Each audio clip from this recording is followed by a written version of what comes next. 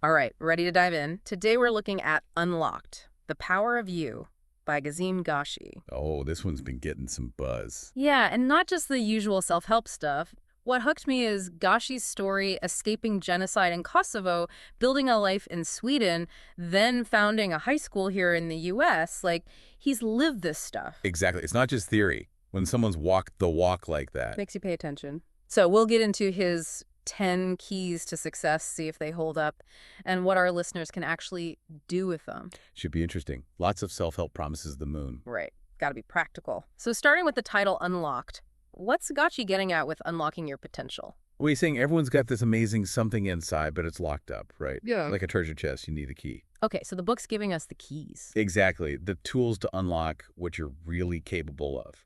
It's a big promise, but with his background. Let's put those keys to the test then. First lesson is embracing your unique journey.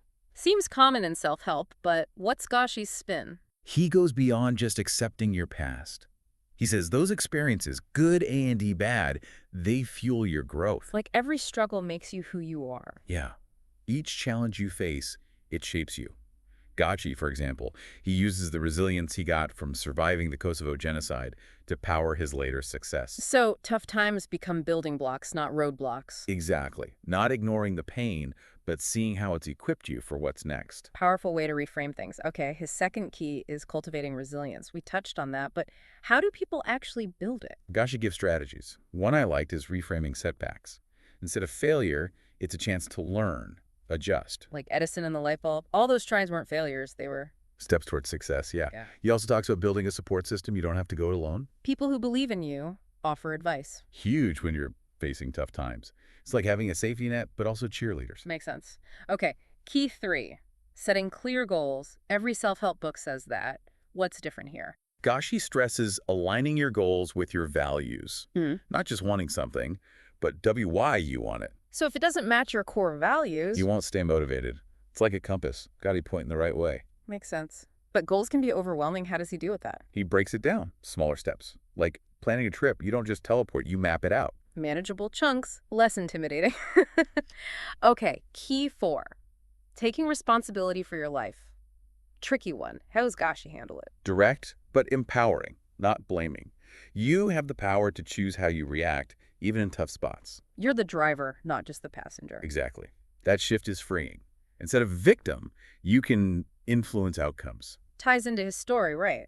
Escaping genocide, building a new life, that takes serious self-reliance. You can't just sit around waiting for things to happen. Right, gotta take charge. Okay, 5th key, surrounding yourself with positive influences. We kind of know this, but how's he dive in? He's clear about how our social circles impact us, our mindset. He uses a garden analogy. Good soil, sunlight, things flourish. Bad soil, shade. They struggle. Your friends, they're that soil. Choose people who inspire, challenge you to grow. Nourishing your potential, not draining it. Yeah.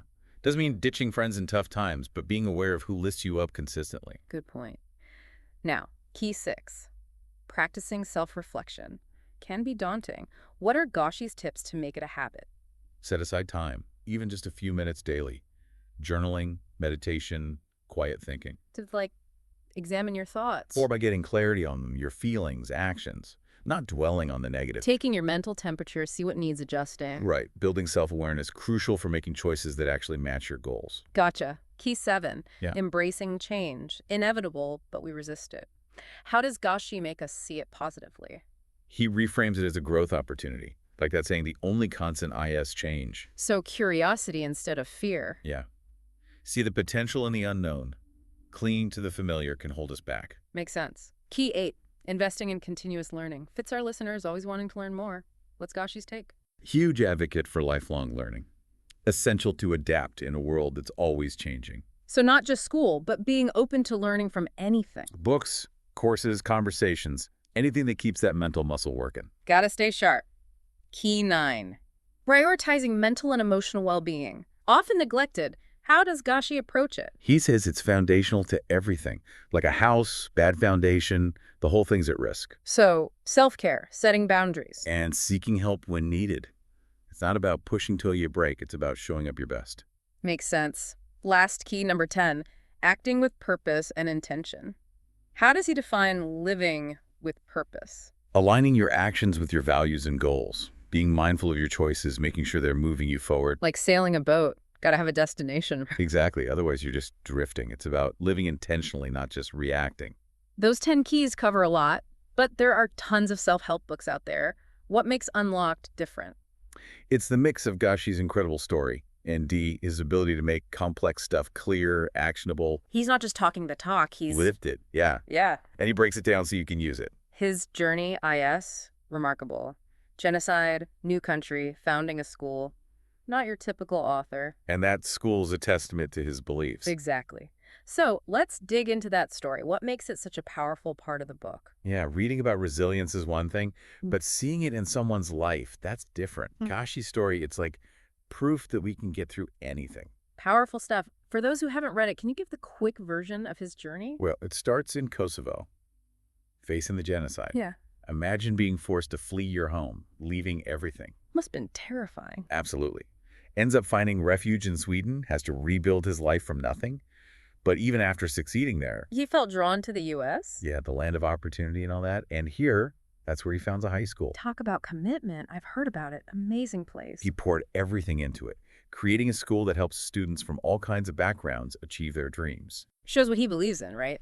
Education, making a difference. Totally. And, these immigrant success stories, they hit different for readers. Especially those facing their own struggles. Exactly. It gives people hope, seeing that no matter where you start, what obstacles you have, you can achieve your goals. It's like, if he can do it, Anyone can? well, with hard work, yeah. And belief in yourself, that's key. Gashi's story, it's not just about money or fame. It's about overcoming the worst and using that to grow, give back. Exactly. Finding purpose even when things are rough. Then using that strength to make the world better. Inspiring stuff. But beyond his story, what else makes this book unique? There are so many self-help books out there. One thing that struck me is how he writes. It's very conversational, like he's just chatting with you.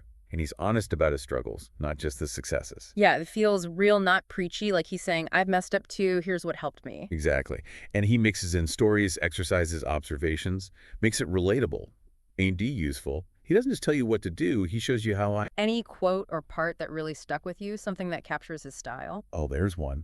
He says, our scars are not badges of defeat, but reminders of battles we fought and survived. They are proof of our resilience and the strength we possess to overcome adversity. Wow, that's, yeah. Turning pain into power, that's a big part of his message. For sure. Don't hide your challenges. They show how strong you are. They can transform you. Not just surviving, but thriving because of what you went through. Right. It's about accepting all of it, good and bad. It's all part of being human. Let's talk about what critics are saying about Unlocked. It's getting a lot of attention, but what's the substance behind the hype? Hype comes and goes. Got to look deeper. What are people actually saying?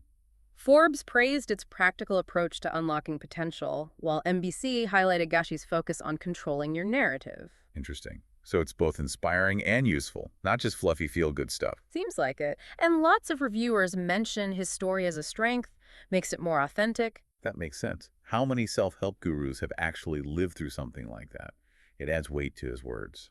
So, how does all this compare to other self-help books? Is Unlocked getting a different kind of buzz? I think so. A lot of those books offer generic advice, motivational quotes, but Unlocked is grounded in real experience.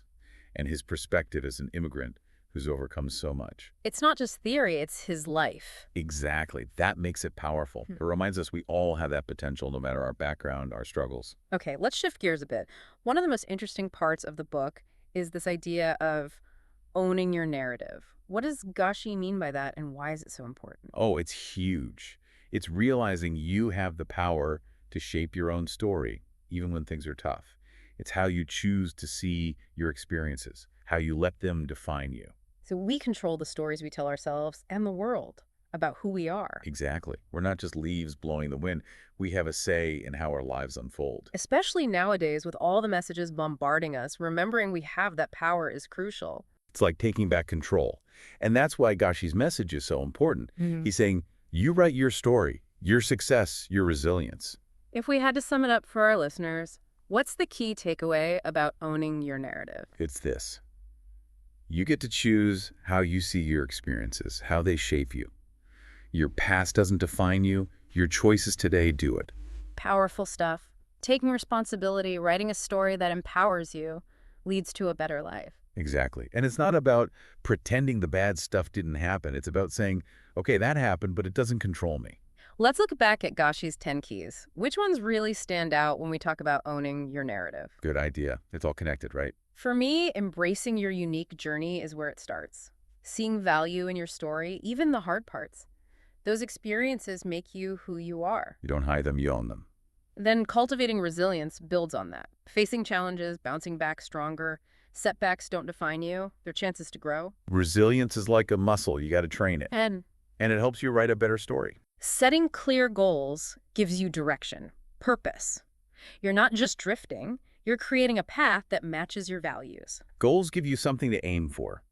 And when you reach them, it's like another chapter in your story, one you wrote yourself. Taking responsibility for your life is huge too. You choose how you react, even when things are hard. No more victim mentality. You become the hero of your own story. Exactly. And surrounding yourself with positive influences, that matters too. The people you're with, they affect your mindset, how you see yourself. Choose your support team wisely. They can help you write a better story, or they can drag you down. Practicing self-reflection, that helps you understand yourself better, what motivates you, what patterns you have. Then make choices that align with your goals. It's like looking in a mirror, seeing yourself clearly. Then you can decide what needs to change.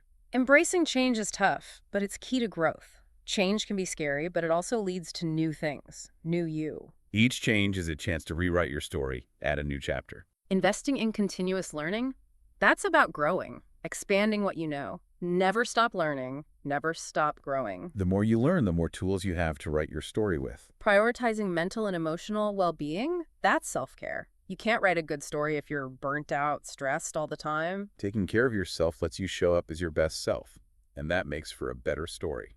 And finally, acting with purpose and intention. This is about living with intention, making choices that move you towards your goals. Not just reacting to what life throws at you, but being proactive, in control. It's all about being the author of your own life. And that's what Gashi's 10 keys are all about. They help you achieve your goals and create a story that's truly yours, one that empowers you. Okay, here's a powerful passage from Unlock that sums it up. Gashi writes, "Our potential is like a seed buried deep within us. It yearns to sprout, to grow, to reach for the sunlight. But it needs the right conditions to flourish. It needs nourishment, care, and the courage to break through the soil of our limiting beliefs." Beautiful analogy, right? It is. It's about believing in yourself, being resilient, and creating the right environment to grow. And taking action. You can't just wait for your potential to bloom. You got to make it happen. Exactly. It's a call to action, to unlock what's inside and create a life that matters. Now, before we wrap up, let's bring this back to you, the listener. We've talked about Gashi's journey, his advice, owning your narrative. But what does it mean for you? Yeah, it's one thing to hear about it, but how do you actually use it? Take a moment, think about what we discussed. What stuck with you? What made you curious? And most importantly, what's one small thing you can do today to start owning your story, unlocking your potential? It's amazing how much Gashi packs into Unlocked. From fleeing genocide to starting a school, his story just shows, what we're capable of if we tap into that inner strength. And he lays out a plan, those 10 keys, to actually do it, not just be resilient. But here's Hey W, based on what AG did. Yeah, those keys really hit home. Embracing your journey, building resilience, setting goals that actually matter to you. It's a whole different level than some self-help stuff I've seen. And it's all tied together by that idea of owning your narrative. He's proof it can change your life. He doesn't pretend his struggles didn't happen. They're part of what made him strong. Right, it's that choice, how we see our experiences. We're not stuck in the past. We decide what they mean, NW. And acting on those choices, that's what unlocks things. Reading a book's a start, but got to put it into practice. So wrapping up our look at Unlocked, one last thought for you to chew on. The book's big on owning your narrative, right? So we ask, what's one story about yourself you'd rewrite? Interesting one. Think about a time you faced a setback, a challenge, maybe doubted yourself. How'd you see it then? What story did you tell yourself? Exactly. And now, how would you rewrite that story? What meaning would you give it, knowing what you know, NW? What did you learn from it? How did it, maybe in a roundabout way, help you grow? It's a powerful exercise, shifting how you see your past. It can change your perspective, make you feel stronger, and that affects your present, your future. Absolutely. If you're looking for motivation, real advice that works, check out Unlocked, The Power of You. Geshi's story, those 10 keys, they give you the tools to unlock your own potential, build a life with real meaning. You have that power to write your story, create your own success. Don't let anyone tell you otherwise. Until next time, keep diving deep, keep exploring, and most importantly, keep unlocking that amazing potential inside you. See you on the next deep dive.